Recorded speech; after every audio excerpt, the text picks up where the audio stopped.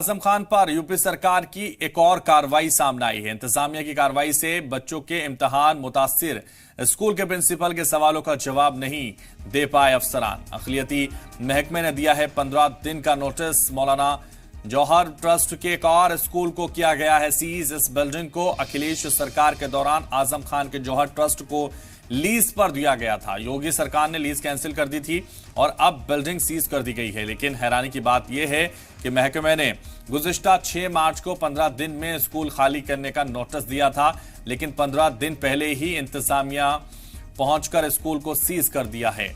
और इस कार्रवाई से सैकड़ों बच्चों का मुस्तकबिल फंस गया है, क्योंकि यहां बच्चों का इम्तिहान चल रहा है और नोटिस के बाबत वहां मौजूद अफसरान कोई जवाब नहीं दे पाए हैं। जबकि इस कार्रवाई से महकामा लोगों में भारी नाराजगी देखी जा रही है।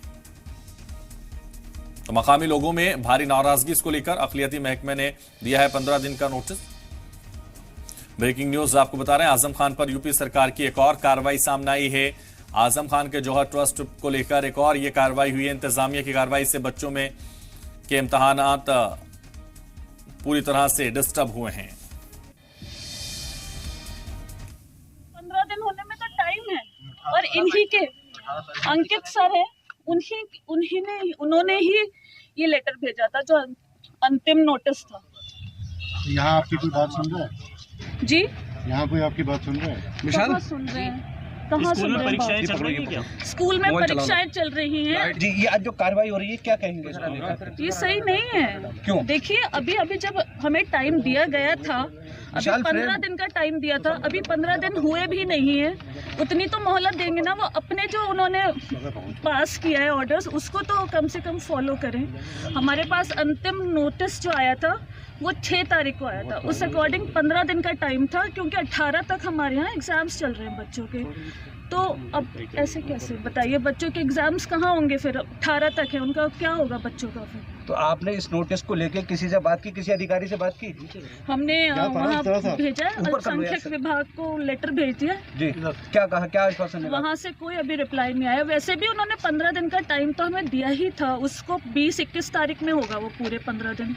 लेकिन आज जो कार्रवाई हुई इसके लिए इन्फॉर्मेशन की थी आपको? आज जो अचानक कोई इन्फॉर्मेशन नहीं थी। अच्छा, ये बताइए, ये जो स्कूल संचालित है, कौन सा स्कूल है ये और कौन सा ट्रस्ट इसको चला रहा है?